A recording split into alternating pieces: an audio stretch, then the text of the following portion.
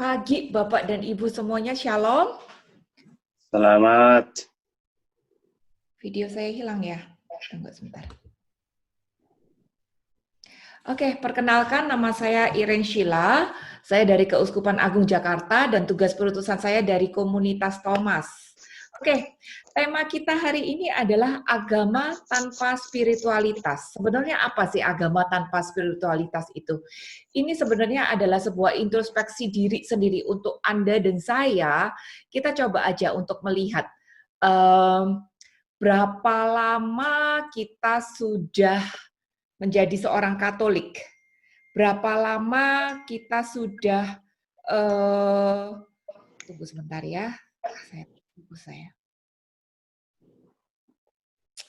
Berapa lama kita sudah menjadi seorang Katolik? Berapa lama kita sudah dibaptis?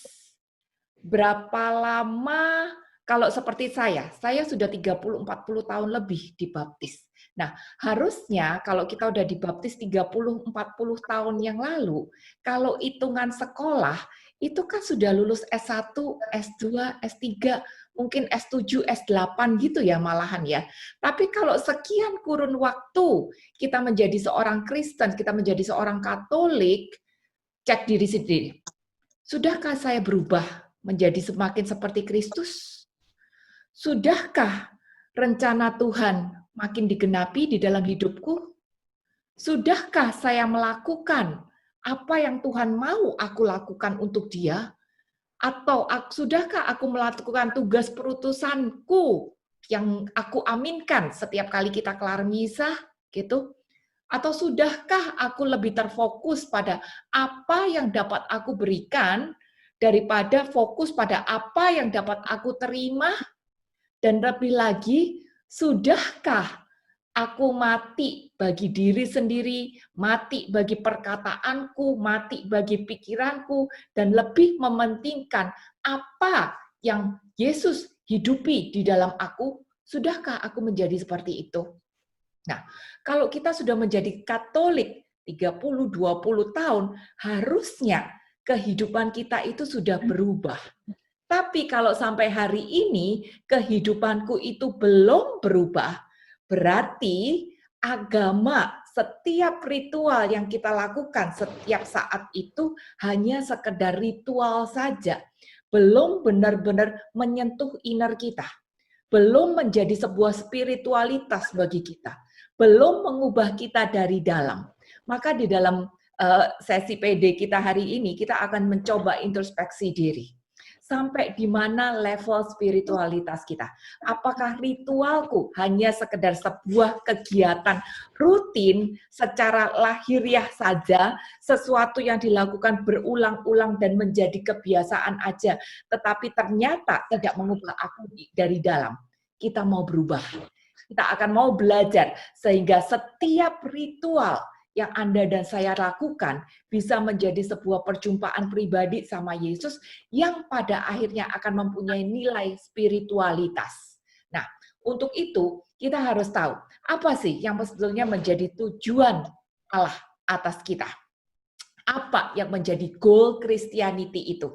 Goal Christianity itu ada di Matius 5 ayat 48. Aku harap Bapak dan Ibu semua memegang kitab suci dan hopefully membawa catatan, karena kita tidak mungkin bisa mengingat semuanya gitu. Kalau kita memang benar-benar mau belajar, kita harus belajar untuk mencatat semuanya. Apalagi ini adalah sebuah pengajaran, bukan renungan. Matius 5 ayat 48. Perkataan ini keluar dari mulut Tuhan Yesus sendiri. Dan dia mengatakan, karena itu haruslah kamu sempurna, sama seperti Bapamu yang di surga adalah sempurna. Bapak dan Ibu, Yesus memerintahkan kepada Anda dan saya agar kita menjadi sempurna, seperti Bapa yang di surga adalah sempurna. Mungkin sekarang kita berpikir, apa bisa saya menjadi sempurna seperti Bapak? Bapak dan Ibu, kalau Yesus sebagai pencipta kita bilang, kita yang adalah ciptaan, bisa menjadi sempurna, maka kita pasti bisa menjadi sempurna. Tetapi kesempurnaan kita itu bukan berarti maha hadir, maha kuasa, maha esa. Tetapi kesempurnaan kita seperti Allah Bapa itu adalah secara batiniah. Kalau kesempurnaan kita seperti Allah Bapa itu dinilai secara batiniah, berarti dinilainya adalah karakter kita. Outputnya adalah karakter kita. Kita dituntut untuk terus berubah sehingga karakter kita makin hari makin sempurna seperti Allah Bapa. Ayat ini ada ayat paralelnya di 1 Tesalonika 5 ayat yang ke-23. 1 Tes 5 ayat 23. Semoga Allah damai sejahtera menguduskan kamu seluruhnya, dan semoga roh, jiwa, dan tubuhmu terpelihara sempurna dengan tak bercacat pada kedatangan Yesus Kristus. Sama, kita diminta untuk menjadi sempurna di dalam tubuh, jiwa, dan roh. Ini Bapak dan Ibu, ini adalah goal dari Christianity kita. Goal dari Christianity kita bukan saya sudah bisa membaca roh, saya sudah pelayanan, saya sudah donasi banyak, saya sudah menjadi aktivis, saya sudah menjadi ini itu, saya sudah tahu banyak ayat, saya sudah pintar berdoa. Bukan. Itu bukan goal dari Christianity. Tapi goal dari Christianity adalah kesempurnaan itu tadi. Di dalam batiniah, tubuh, jiwa, dan roh kita. Bapak dan Ibu, jadi harusnya setiap ritual kita, ini kalau memang punya nilai spiritual, ini akan menuntun kita pada proses yang makin hari makin menyempurnakan kita di dalam tubuh, jiwa, dan roh. Harusnya ritual kita ini menjadi sebuah sarana perjumpaan pribadi kita dengan Yesus, lagi dan lagi dan lagi setiap kali kita melakukan ritual. Kalau ritual yang kita lakukan cuma sekedar kegiatan badan saja, tanpa makna, rutinitas saja, tanpa hati, kita tidak akan ketemu dengan rohnya Allah. Tapi kalau kita mau belajar untuk membuka hati kita, harusnya ritual ini adalah sarana di mana kita bisa ketemu Yesus lagi dan lagi dan lagi. Dan perjumpaan-perjumpaan itu akan mengubahkan kita secara tubuh, jiwa, dan roh makin sempurna. Kita harus ingat bahwa kita ini sebetulnya adalah makhluk roh. Ya, kita adalah makhluk roh. Tapi masih terbungkus oleh tubuh. Makanya roh kita harusnya menuntun kehidupan kita. Cuman sayangnya, selama kita hidup di dunia ini, lebih banyak tubuh kita ini yang diatur oleh tubuh kita, yang mengatur kehidupan kita. Tubuh kita banyak dipengaruhi oleh keadaan, tubuh kita banyak dipengaruhi oleh apa yang terjadi atas hidupku, oleh pekerjaan, oleh lingkungan, oleh situasi, oleh orang. Dan ini menjadi sebuah kegiatan lahiriah yang menjadi fokus hidup kita. Padahal harusnya sebagai makhluk roh, roh ini yang mengatur, roh ini yang menuntun lahiriah kita, bukan yang sebaliknya. Maka di sini kita kembali lagi, ritual harusnya menuntun kita sehingga kehidupan kita kembali terfokus pada roh, pada kehidupan roh untuk menuntun arah hidup kita. Nah, sekarang bagaimana agar setiap ritual kita menjadi sebuah perjumpaan pribadi dengan Yesus? Agar ritual kita memberi dampak positif pada kehidupan spiritual kita. Kuncinya cuma satu, hati. Amsal 4 ayat 23. Ini boleh menjadi sebuah ayat hafalan. Di situ dikatakan, jagalah hatimu dengan segala kewaspadaan, karena dari situlah terpancar kehidupan. Jagalah hatimu dengan segala kewaspadaan, karena dari hati itu harusnya terpancar kehidupan. Bapak dan Ibu, hati ini adalah pusat kehidupan kita. Hati bisa membawa kita naik, tapi hati juga bisa membawa kita turun. Hati bisa membawa kita berbelok ke kanan, tapi hati juga bisa membawa kita mundur ke belakang. Hati ini adalah pusat kehidupan kita, maka kita bertanggung jawab untuk menjaga hati kita. Karena ini adalah pusat dari kehidupan. Ingat nggak bacaan minggu lalu? Ada penabur, ada benih. Penabur adalah Allah. Benih adalah firman. Tapi kenapa kalau Allahnya sama, kualitas firman yang ditabur itu juga sama, hasilnya berbeda-beda?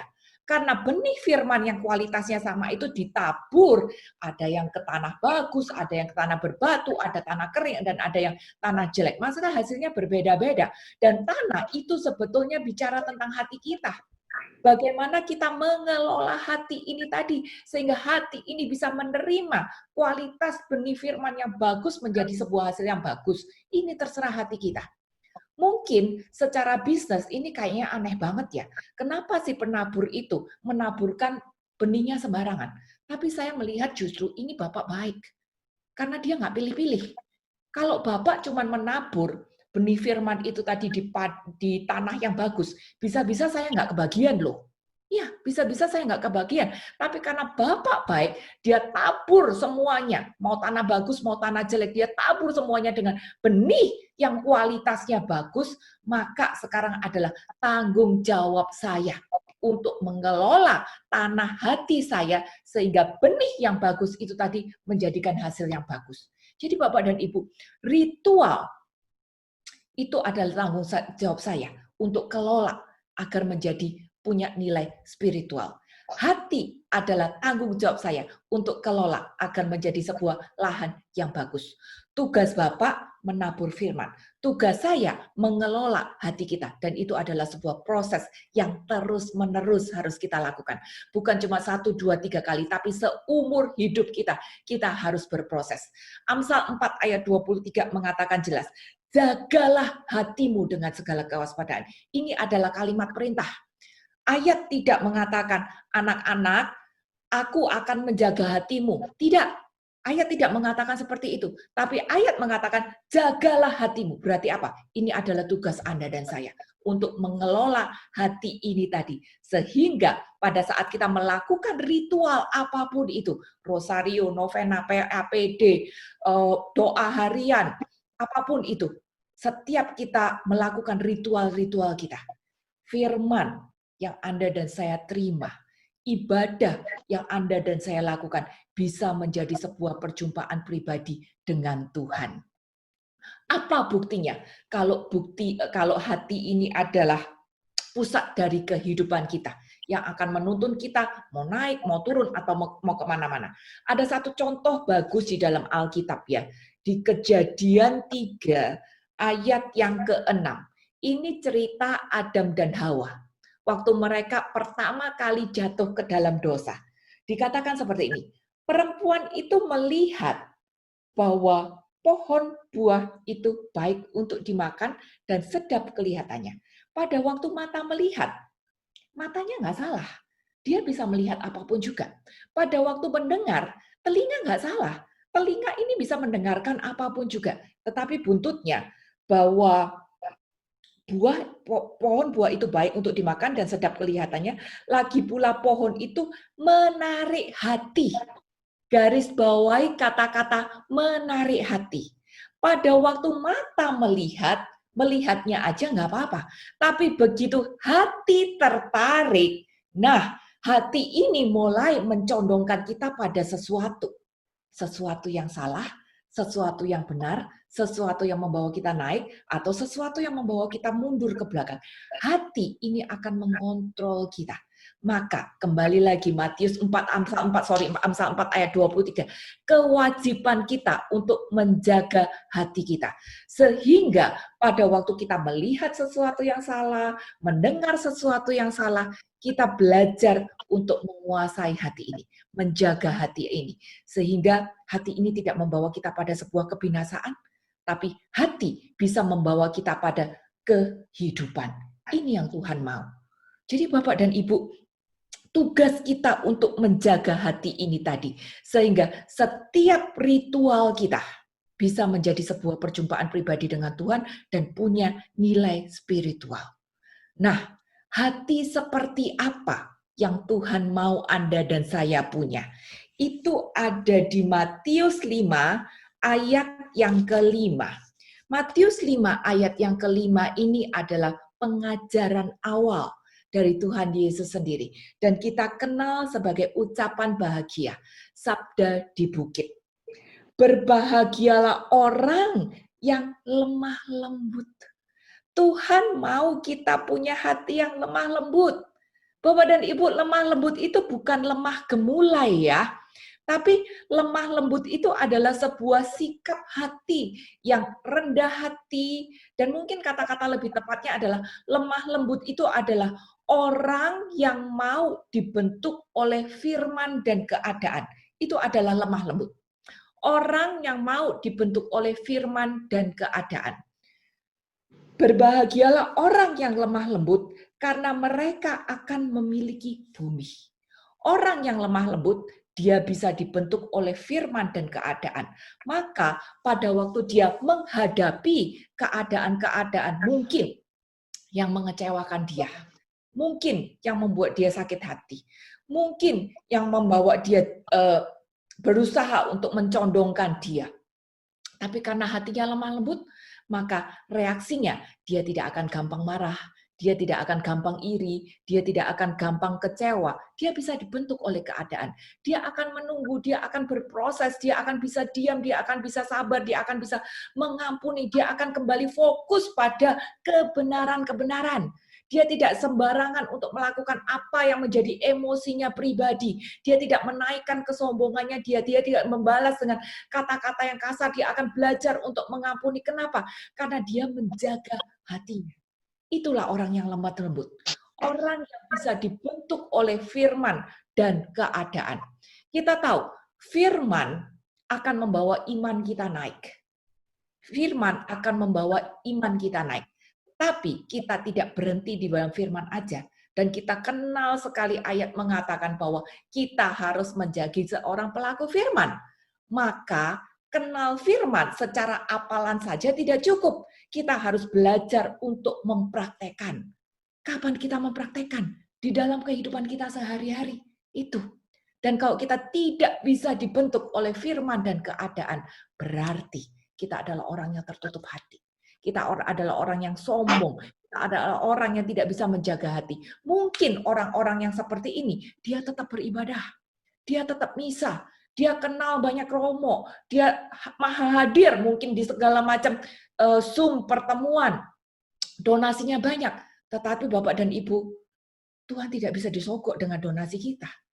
Tuhan tidak bisa disogok dengan, oh Tuhan saya sudah absen di PA ini, saya sudah absen di PD ini, saya sudah rosario sekian kali, saya sudah apa berapa ayat, saya sudah novena sekian kali. Tuhan tidak bisa disogok dengan hal-hal seperti itu. Tapi satu yang Tuhan mau hati kita. Tuhan mau hati kita.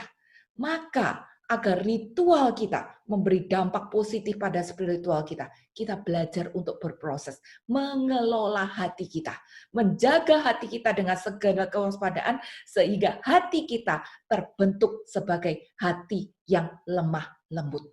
Pada saat firman datang, kita bisa memakai firman ini sebagai cermin untuk diri sendiri. Hal-hal apa saja nih yang harus aku ubah? Mungkin aku harus mengubah perkataanku. Mungkin aku harus belajar untuk menjaga pikiranku agar lebih positif. Mungkin aku harus belajar untuk mengampuni dia. Mungkin aku harus belajar untuk menerima kekurangan dia. Mungkin juga aku harus belajar untuk bekerja secara lurus. Mungkin aku harus belajar untuk menerima kelebihan-kelebihan dia dengan apa adanya. Saya tidak tahu. Tapi setiap firman yang Anda dan saya terima, bila kita melakukan dengan ritual hati yang terbuka, firman harus menjadi cermin bagi kehidupan kita. Di situ firman mengubah kita. Dan Tuhan akan memberi kita izin praktek. Izin praktek pada lewat apa? Lewat keadaan. Mungkin ada keadaan-keadaan yang tidak menyenangkan kita. Dan bagaimana kita bereaksi? Percuma kita rajin PD, percuma kita rajin misa, kita donasi banyak, kita kenal banyak romo dan banyak kenalan-kenalan, tetapi mungkin di dalam bekerja kita tidak bisa lurus. Atau di dalam bekerja kita terlalu fokus pada pekerjaan dan memakai Tuhan hanya memberikan dia sisa-sisa waktu saja. Atau motivasi kita di dalam beribadah agar doa saya dikabulkan, saya tidak tahu. Tapi kunci hari ini, bila Anda dan saya mau mengalami perjumpaan pribadi dengan Tuhan secara rutin, kuncinya cuma satu, menjaga hati kita dengan segala kewaspadaan dan terus mau berproses agar hati kita hari makin dilembutkan, bukan hanya oleh firman, tetapi juga oleh keadaan. Saat hati kita dilembutkan oleh keadaan, di situ kita berpraktek untuk menjadi seorang pelaku firman. Seorang pelaku firman bukan berarti saya sudah pelayanan di gereja, saya sudah jadi singer, saya sudah jadi usher, jadi lektor, bukan. Tapi seorang pelaku firman adalah orang yang bisa membagi damai bagi orang-orang di sekitarnya. Pertanyakan diri sendiri, sudahkah kehadiranku bagi orang kantor, bagi keluarga, bagi tetangga, sudahkah kehadiranku memberi damai sejahtera? Sudahkah kehadiranku memberi sukacita? Sudahkah kehadiranku memberi jawaban bagi orang-orang di sekitarku? Atau kalau aku datang, orang-orang di sekitarku malah merasa sebel karena melihat aku jahat, aku bosi, mulutku galak, aku judes dan sebagainya dan sebagainya. Hari ini kita bercermin. Hari ini kita bercermin. Karena kita mau kehidupan kita terus naik. Karena kita mau kehidupan kita memberi dampak baik bagi orang-orang di sekitar kita. Karena kita mau ritual kita bukan cuma sekedar kegiatan jasmani, tapi kita mau ritual kita memberi dampak positif bagi roh kita. Sehingga roh kita mengalami perjumpaan pribadi dengan Tuhan setiap saat. 1 Timotius 6 ayat yang ke-11. Ini ayat luar biasa banget. Dia mengatakan 1 Timotius 6 ayat yang 11. Tetapi engkau, hai manusia Allah, jauhilah semuanya itu. Kejarlah keadilan, ibadah, kesetiaan, kasih, kesabaran, kelembutan. Kenapa aku bilang ayat ini keren?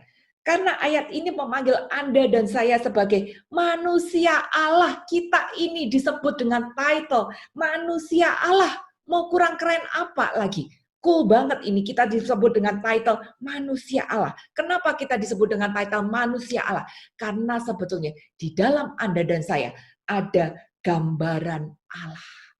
Di dalam Anda dan saya ada gambaran Allah. Walaupun sebetulnya kehidupan kita masih banyak bolong-bolong loh. Kita masih sering jatuh. Kita masih sering berkata seenaknya sendiri. Kita masih sering menyakitin orang. Kita masih sering mendakwa. Kita masih sering merugikan orang. Tetapi kita masih dipanggil sebagai seorang manusia Allah. Maka Bapak dan Ibu, hari ini kita diingatkan. Lewat ritual. Ritual adalah sebuah sarana agar kita bisa mengalami perjumpaan pribadi dengan Tuhan. Perjumpaan pribadi kita dengan Tuhan bukan secara lahiriah, tapi roh kita harusnya secara rutin ketemu Tuhan lagi dan lagi dan lagi. Karena kita adalah seorang manusia roh juga. Kita dipanggil manusia Allah. Dan ayat yang B dikatakan, sebagai seorang manusia Allah, kita wajib mengejar keadilan, ibadah, kesetiaan, kasih, kesabaran, kelembutan. Mengejar berarti apa? Berjuang. Ada harga yang harus dibayar agar kita bisa mempertahankan title manusia Allah itu tadi.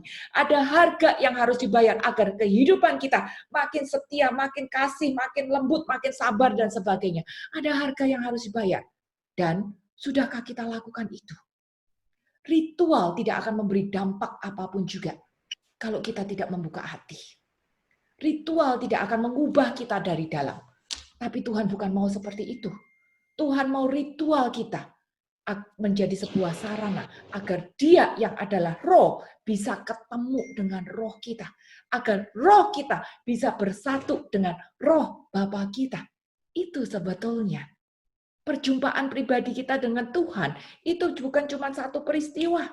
Tapi harusnya berulang-ulang. Membangun sebuah relasi yang lagi. Seperti orang pacaran. Nggak cuma ketemu 1-2 kali cukup, tapi kita harus membangun relasi, mengenal satu dengan yang lain lebih dalam lagi. Maka lewat ritual harusnya ada perjumpaan-perjumpaan itu. Dan setiap perjumpaan itu harusnya mengubahkan kita. Gini, kalau kita temenan sama orang yang suka masak, kita akan ketularan suka masak. Kalau kita temenan sama orang yang suka sepedaan, lama-lama kita akan ketularan kan suka sepedaan juga. Maka kalau kita temenan sama Tuhan, maka harusnya kita juga ketularan gitu loh sama sifat atau karakternya Tuhan. Maka cek diri sendiri, sudahkah aku ketularan dia? Makin sabarkah? Makin ngerti maunya diakah? Makin mati bagi diri sendirikah gitu? Sudah sekian tahun loh saya ini menjadi seorang Katolik, saya ini udah ketularan dia atau saya masih egois, saya masih suka marah-marah, saya suka menghakimi, saya lebih memfokuskan kerja, saya pikir saya kasih dia duit aja donasi udah cukup. Nggak seperti itu dong. Jadi ini kita momen untuk introspeksi diri sendiri sebetulnya. Sudahkah saya ini diubah lewat ritual-ritualku? Sehingga saya pantas disebut sebagai seorang manusia Allah itu tadi. Maka berikutnya Bapak dan Ibu, kalau memang kita mau membuka hati kita, menjaga hati kita, agar hati kita makin hari makin lembut, sehingga rencana Tuhan terjadi di dalam kehidupan kita, maka kata kedua yang harus kita lakukan adalah komitmen. Ya. Di dalam Alkitab nggak ada kata-kata komit, tetapi banyak sekali kata-kata ketekunan. Aku akan coba kasih beberapa.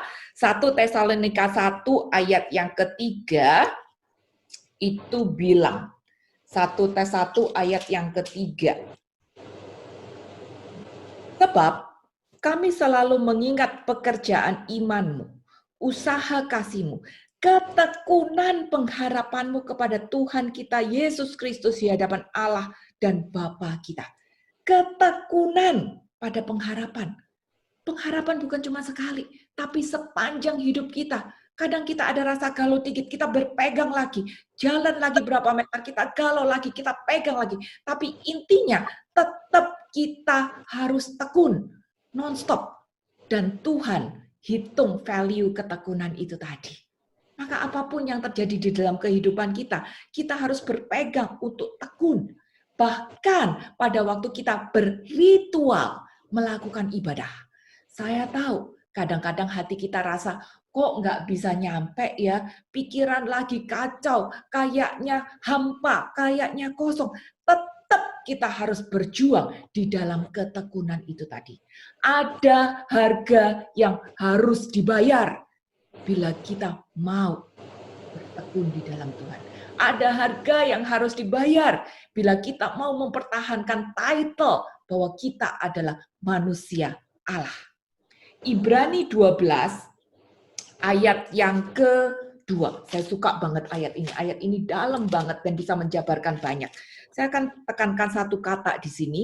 Marilah kita melakukan dengan mata yang tertuju kepada Yesus, yang memimpin kita dalam iman dan membawa iman kita itu kepada kesempurnaan, yang dengan mengabaikan hinaan, tekun memikul salib, ganti sukacita yang disediakan bagi Dia yang sekarang duduk di sebelah kanan tahta Allah. Tekun memikul salib. Ternyata memikul salib pun butuh ketekunan.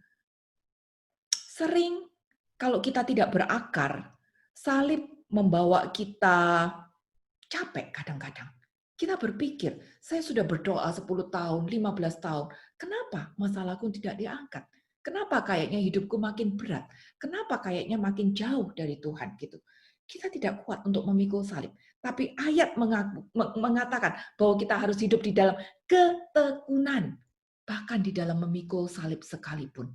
Lukas 9 ayat 23 mengatakan, sangkal diri panggul salib itu bukan sebulan sekali, bukan sebulan 2 kali, tapi setiap hari. Panggul salib itu setiap hari. Jadi bagaimana kita mampu lakukan itu setiap hari? 1, tekun. Komitmen kita terhadap Tuhan itu harus Anda dan saya pegang.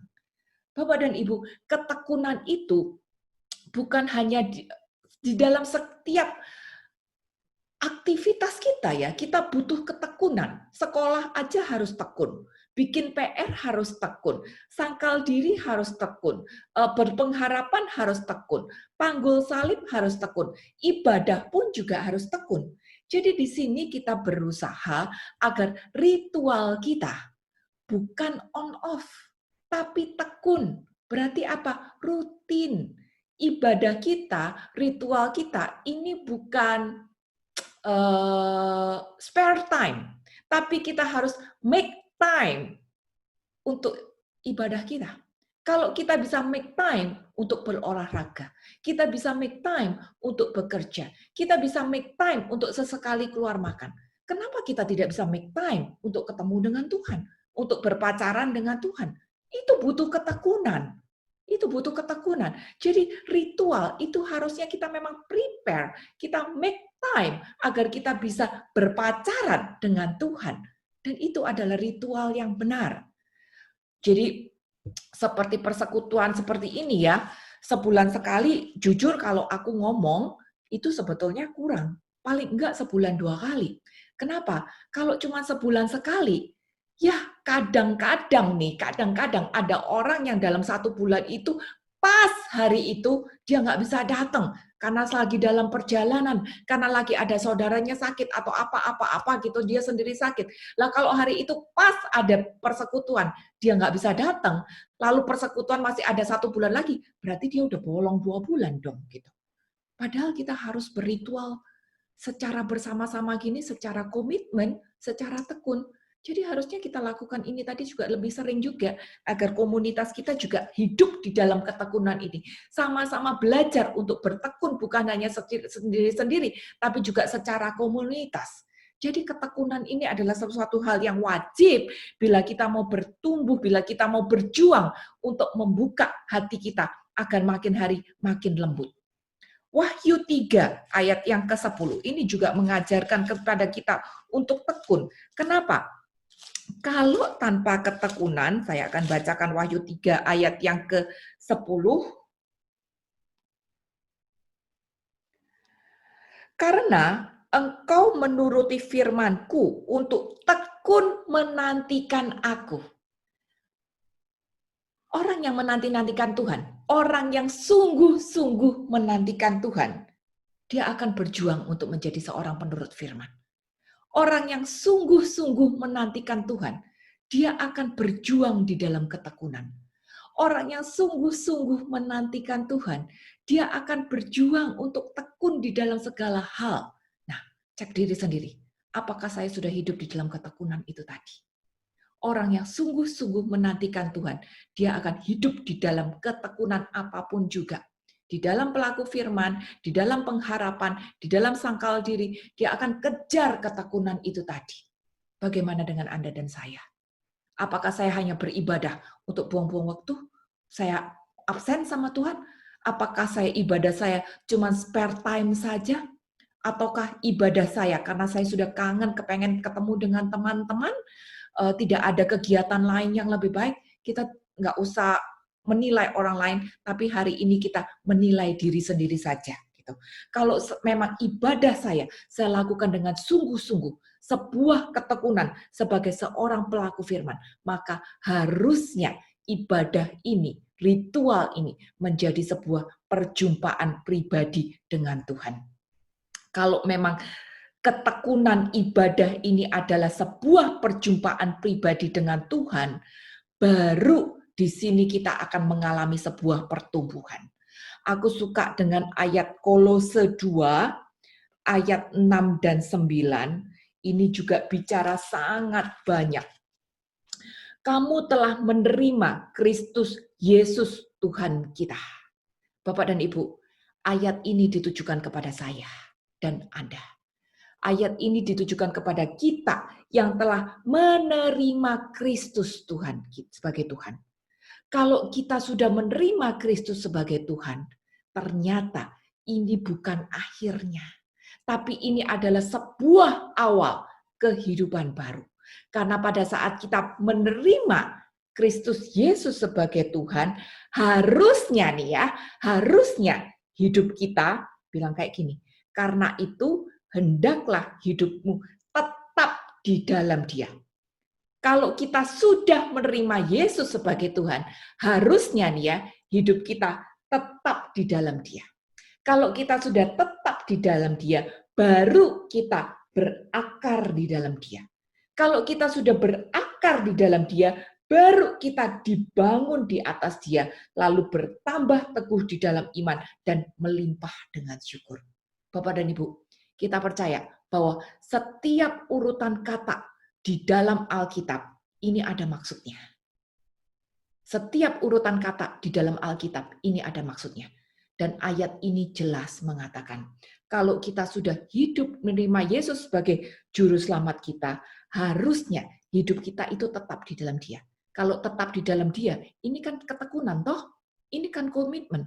Kita nggak mungkin tetap di dalam Dia tanpa komitmen. Orang yang komit, orang yang tekun, itu pasti tetap di dalam Dia. Dan setelah kita tetap, baru kita bisa berakar. Kehidupan kita itu selalu diperumpamakan sebagai sebuah pohon. Bibit pohon nggak bisa 1 minggu di pot merah, dipindah berikutnya 1 minggu di pot biru, dipindah lagi 1 minggu di pot hijau. Nggak bisa seperti itu. Dia tidak akan bisa menjadi apa-apa.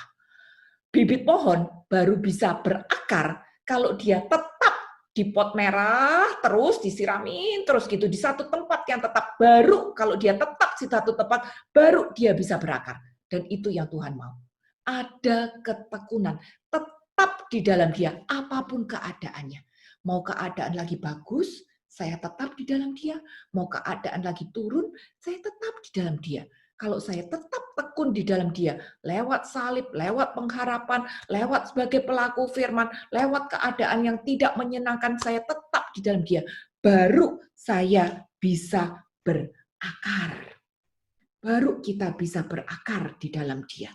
Dan akar ini adalah sesuatu yang penting. Pohon tidak mungkin berakar kalau dipindah-pindahin melulu. Pohon tidak mungkin berakar juga kalau dia tidak menyerap makanannya. Bapak dan Ibu, akar itu adalah bagian terpenting bagi sebuah pohon. Kenapa? Karena akar itu yang nyerap makanan toh.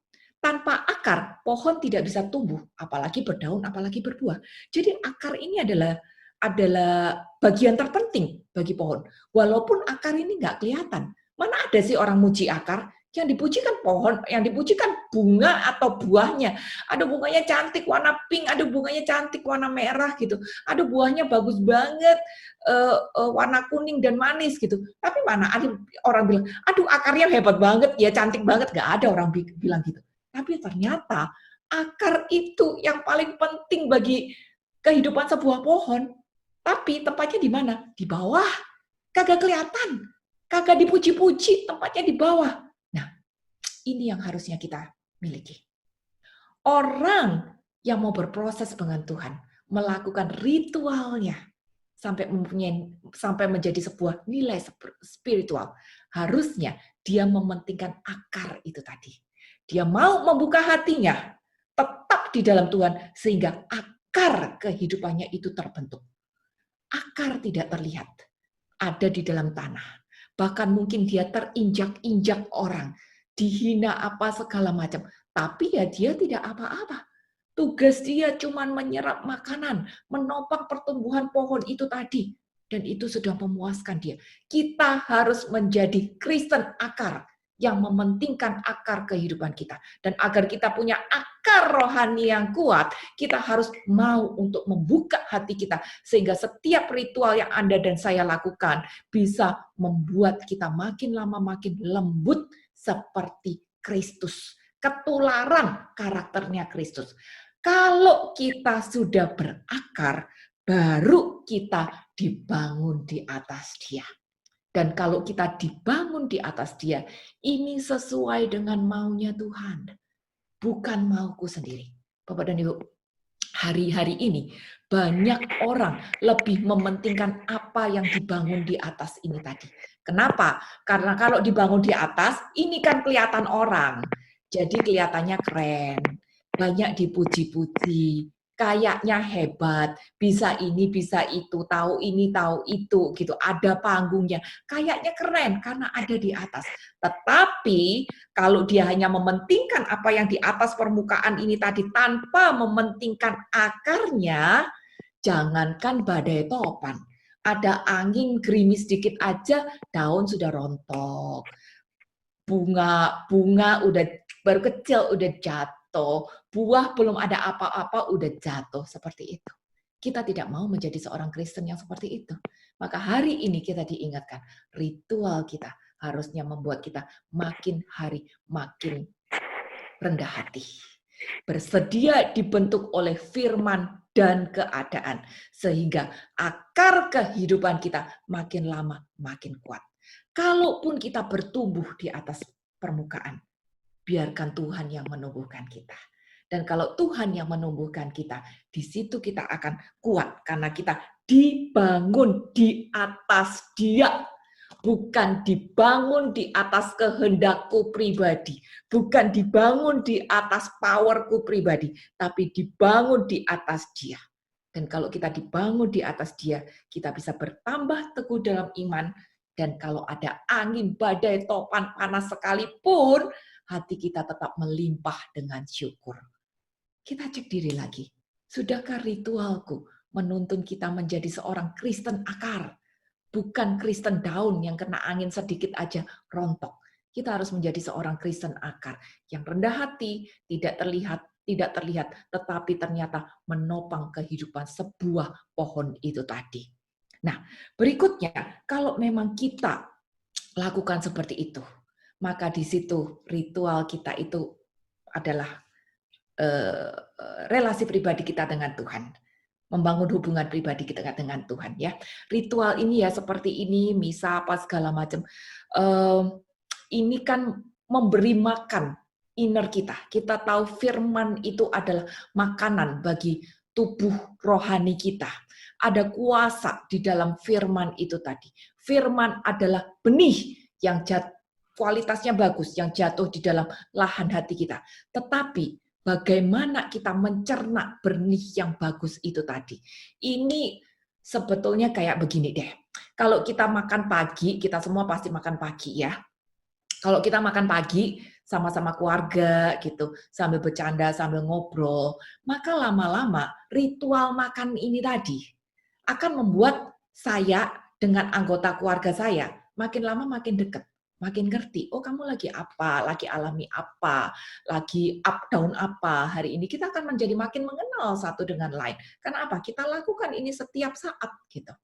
Tapi kita juga bisa makan pagi di tempat lain. Misalnya drive-thru McDonald, makan pagi, drive-thru ambil, ya udah makan aja sambil nyetir. Sama-sama makan, tapi apakah kita kenal dengan orang-orang di McDonald? Enggak kan?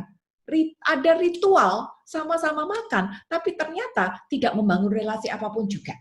Nah, yang Tuhan mau, ritual itu menjadi sebuah relasi pribadi dengan Dia. Kalau ritual itu membangun relasi pribadi kita dengan Tuhan, di situ baru ada dampak bagi spiritual kita. Mengubah kita dari inner, membuat kita makin lembut hati, menguatkan komitmen kita, memperdalam akar kehidupan kita. Dan kalau ini terjadi, baru roh kita bisa menyala-nyala.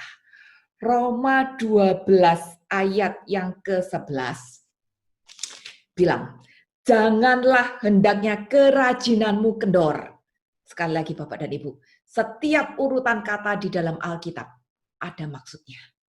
Dan ayat ini dimulai dengan janganlah hendaknya kerajinanmu kendor. Bicara tentang apa? Komitmen. Dari tadi kita udah ngomong banyak komitmen. Kita nggak mungkin nyampe kemana-mana tanpa komitmen. Untuk nyampe kepada Tuhan, untuk nyampe pada spiritualitas butuh komitmen, butuh ketekunan. Dan ternyata ayat ini pun dimulai dengan janganlah hendaknya kerajinanmu kendor. Ketekunan, komitmen, sama aja. Setelah kita tidak kendor, setelah kita tekun dan komit, lalu kata-katanya, biarlah rohmu menyala-nyala dan layanilah Tuhan. Ternyata setelah kita tekun dan komit, roh kita akan menyala-nyala dan kita baru bisa melayani Tuhan. Lihat kata-kata di dalam Alkitab. Aku enggak tahu Bapak dan Ibu di depan ada Alkitab apa enggak. Tapi roh di situ huruf kecil, bukan huruf besar. Berarti bicara tentang siapa? Roh kita. Bukan bicara tentang Roh Kudus, bicara dengan roh kita. Kalau kita tidak kendor, kalau kita komit, kalau kita tekun, baru roh kita ini menyala-nyala. Dan setelah roh kita menyala-nyala, baru kita bisa melayani Tuhan. Ada yang ditransferkan. Om Ben pasti ngerti banget tentang ini. Ada yang ditransferkan pada saat roh kita ini menyala-nyala. Apakah ini bisa dibalik? Apakah saya bisa melayani Tuhan tanpa roh yang menyala-nyala? Bisa aja. Layani apapun bisa aja. Usher, singer, lektor, mau layanin apapun bisa aja. Tapi pelayanan kita cuma sebatas lahiriah doang. Pelayanan jasmani doang. Tanpa ada roh yang ditransfer. Karena rohnya belum nyala. Dan kalau pelayanan kita baru sebatas lahiriah doang yang dilakukan, akibatnya apa? Tidak ada ketekunan, tidak ada roh. Begitu ada angin badai, gak usah angin badai deh. Begitu ada hujan rintik-rintik, angin sepoi-sepoi dikit, gesekan kecil, teman tidak setuju dengan konsumsinya, warna seragamnya saya tidak sepakat, saya kepengennya begini, kenapa yang terjadi begitu? Saya sudah emosi, saya sudah kecewa, saya sudah marah, saya sudah baper, saya sudah merasa kok pendapatku nggak diterima ya? Kenapa saya dibedakan ya? Kenapa saya tidak dikucilkan ya? Kenapa dia tidak mau dengar aku ya? Saya sudah merasa seperti itu. Karena apa? Saya tidak ada ketekunan. Gampang kecewa, gampang marah. Saya merasa sombong karena saya pikir pendapatku lebih baik. Maka kalau ada orang berpendapat, saya tidak bisa terima itu. Itu. Kalau roh kita tidak menyala-nyala karena saya tidak hidup di dalam ketekunan, maka saat ada perbedaan atau kejadian yang mungkin tidak menyenangkan aku akan jatuh. Jadi Bapak dan Ibu, ritual itu penting. Ritual itu penting. Dan setiap ritual kita harusnya membentuk kita sehingga makin hari makin menjadi seperti Kristus. Sempurna di dalam tubuh, jiwa, dan roh kita. Ibrani 12 ayat yang kedua. Kita sudah baca ayat ini tadi. Kita akan baca sekali lagi. Kalau roh kita menyala-nyala, kita akan dituntun untuk fokus di dalam kehidupan kita. Apapun yang terjadi. Fokus pada kebenaran. Marilah kita melakukan dengan mata yang tertuju kepada Yesus. Yang memimpin kita pada iman dan yang membawa kita pada kesempurnaan yang dengan mengabaikan hinaan, tekun memikul salib ganti sukacita yang disediakan bagi dia yang sekarang duduk di sebelah kanan tahta Allah. Saya mau garis bawain ayat ini adalah mata yang tertuju kepada Yesus dan abaikan hinaan. Kalau ritual kita lakukan dengan hati yang terbuka, hati kita akan menjadi makin lemah lembut. Kita akan makin bisa dibentuk dengan firman dan keadaan. Kita akan makin terbentuk di dalam ketekunan, komitmen, dan fondasi kita akan makin kuat. Roh kita akan makin menyala-nyala. Dan pelayanan kita, mau di gereja, pelayanan di kantor, pelayanan di dalam keluarga atau di dalam tetangga-tetangga kita, pelayanan apapun itu tadi akan membawa kita, akan membawa kita tetap pada fokus pada Yesus. Apapun yang terjadi di dalam kehidupan kita. Kenapa? Karena saya mau dibentuk oleh firman dan keadaan. Roh menyala, roh kita menyala, kita akan bisa fokus. Roh menyala, kita akan bisa fokus pada kebenaran. Apa sih hal-hal yang membuat kita tidak fokus? Hal yang membuat kita tidak fokus itu cuma dua kok sebetulnya. Hal-hal yang tidak enak, tadi ayat bilang, abaikan hinaan dan tekun memikul salib. Itu kan hal-hal yang tidak enak toh. Hal yang satunya adalah hal-hal yang terlalu enak. Godaan-godaan dunia, drakor, pekerjaan kita, kayak gitu-gituan ya, hal-hal yang enak. Jadi Yang membuat kita tidak fokus pada Tuhan itu cuma dua. Hal-hal yang terlalu enak atau hal-hal yang tidak enak. Ini yang bisa membuat kita tidak fokus. Tapi ayat mengatakan, abaikan hinaan, tekun memikul salib, dan mata hati tertuju kepada Yesus. Bagaimana kita bisa lakukan itu? Bila mata hati kita terbuka pada setiap ritual kita. Kita akan bisa melihat hal-hal yang melampaui lahiriah kita. Hal-hal yang kekal. 2 Korintus 4 ayat 18 dikatakan intinya adalah kita diminta untuk melihat hal-hal yang tidak kelihatan. Karena yang kelihatan itu sifatnya adalah sementara. Jadi apa yang menjadi fokus hidup kita saat ini? Apakah saya hanya terfokus pada pekerjaan dan melakukan ibadah sebagai sampingan, sambilan, spare time? Apakah saya hanya terfokus pada hobiku, pada kesenangan-kesenanganku pribadi? Saya tidak tahu. Saya tidak tahu. Atau mungkin saya juga hanya terfokus pada permasalahan-permasalahan pribadi? Saya tidak tahu. Tapi hari ini kita diingatkan bahwa kita harus fokus pada apa yang tidak kelihatan, yang bersifat kekal itu tadi. Mata hati kita tertuju kepada Yesus. Sesuatu yang tidak kelihatan, tapi ternyata bernilai kekal. Dan itu baru bisa terjadi kalau kita melakukan ritual kita dengan hati yang terbuka. Jangan agama kita, ritual kita cuma sekedar kegiatan lahiriah saja. Tapi kita belajar agar setiap ritual kita bisa menjadi sebuah perjumpaan pribadi dengan Tuhan. Saya tahu ini ada harga yang harus dibayar, ada perjuangan yang harus kita lakukan. Tadi kita sudah baca banyak ayat-ayatnya. Dan kadang-kadang saya tahu juga sebagai manusia, kadang-kadang kita rasa galau, kita rasa ada sedikit marah, kita ada rasa sedikit greget, kita ada rasa sedikit tidak bisa connect seperti itu. Apa yang harus saya lakukan kalau kita rasa seperti itu?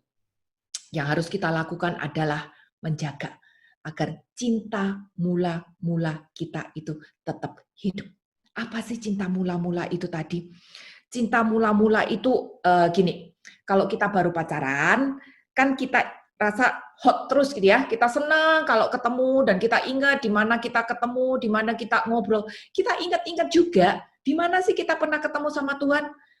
Di mana sih kita pernah mengalami perjumpaan pribadi dengan Tuhan? Kita ingat-ingat itu. Kita pegang sebuah peristiwa iman yang membuat kita merasa saya dicintai Tuhan, saya ketemu Tuhan. Kita ingat-ingat itu. Dan saya sebut itu sebagai Galilea. Saya sebut itu sebagai Galilea. Berdasarkan apa? Berdasarkan pada waktu Tuhan Yesus bangkit, murid-murid rasa galau.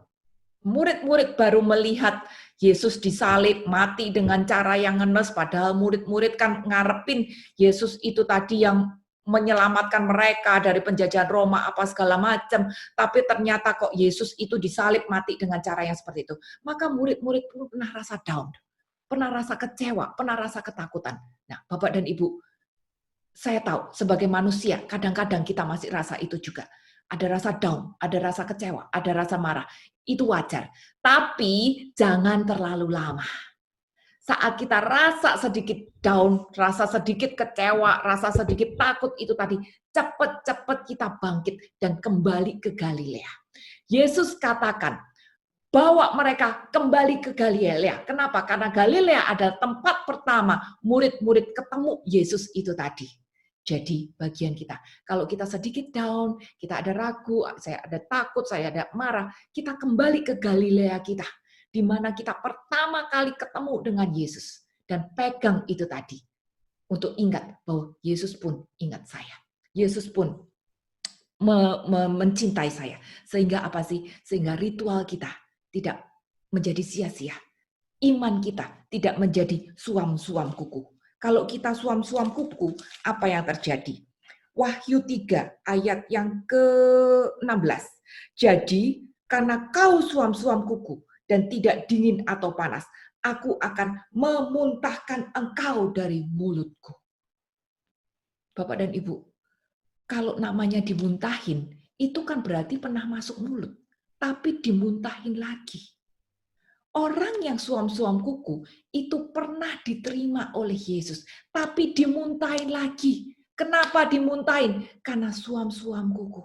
Karena tidak ada keseriusan, karena tidak ada komitmen, karena tidak ada ketekunan hati, karena tidak ada kesungguhan, karena tidak ada perjuangan untuk mendapatkan dia.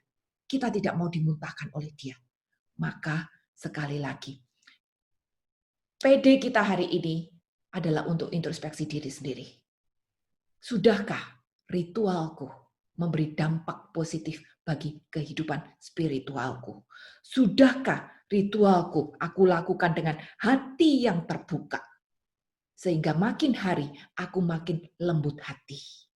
Terbangun ketekunanku untuk mempunyai akar yang makin hari makin kuat. Sehingga rohku makin menyala-nyala. Sehingga kehidupanku bisa menjadi berkat bagi orang-orang di sekelilingku.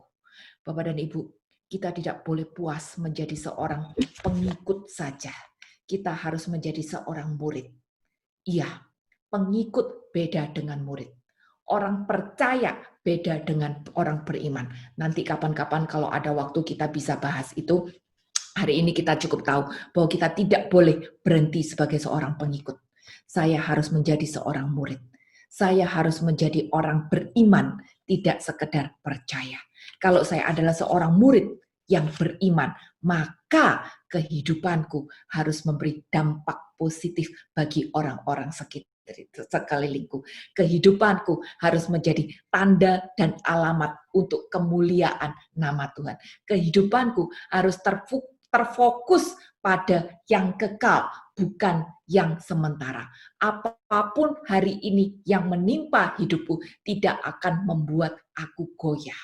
Dan ini baru bisa terjadi bila setiap ritual agama yang kita lakukan dengan hati yang terbuka, kesungguhan hati, sehingga setiap ritual-ritual ini adalah sebuah sarana untuk mengalami perjumpaan-perjumpaan pribadi dengan Yesus. Tuhan Yesus memberkati.